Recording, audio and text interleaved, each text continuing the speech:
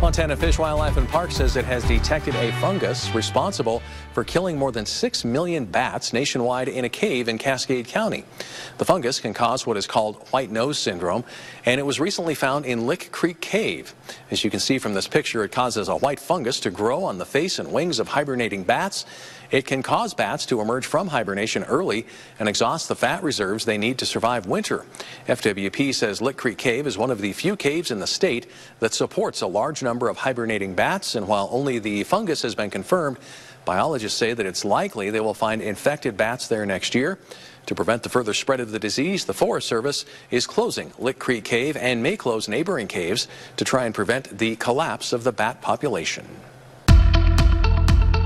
Glacier National Park is the crown of the continent. From the glaciers to the alpine meadows, valleys, and lakes, there's something for everyone, and volunteers are hard at work to make sure it stays pristine.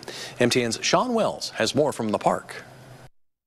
And you try to get as much of that root as you can. Dozens of volunteers gathered in West Glacier Tuesday morning to learn about invasive plant species, 5 in particular, causing havoc across northwest Montana. And they have those invasive characteristics that make them very adaptable to changes. Glacier National Park Vegetation Program Manager Don LaFleur led the discussion, focusing on invasive plants oxeye daisy, hound's tongue, St. John's wort, yellow toad flax, and spotted knapweed. One spotted knapweed plant can produce up to 30,000 seeds. It's allelopathic. It produces a chemical from its roots that make it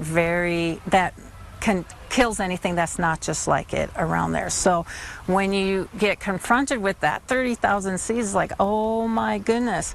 But if we didn't do anything, just imagine how many more seeds would be out there on the landscapes. Don says these invasive plants can be devastating to the natural ecosystem, wiping out entire fields of native plants, creating a dangerous ripple effect. Non-native invasive plants don't provide any forage value or food value to our wildlife, so it can displace wildlife. If you have a field of spotted knapweed, the wildlife's going to move someplace else to find food. Carrie Scheiderer was one of dozens of volunteers attending the event. She was encouraged by the enthusiastic response from her fellow Montanans. The park is huge, and the more hands the merrier, so I think it's really great to have this many trained up, and hopefully they'll keep doing events like this, and the people who are doing this can tell their friends about it and share the information that they've learned, and it'll really have an impact. Don says educating the public about the dangers of invasive plants is a key first step toward protecting Montana's natural beauty. So that they can be part of the solution, because we can't be everywhere, all over the park or even all over the state. So the more people we have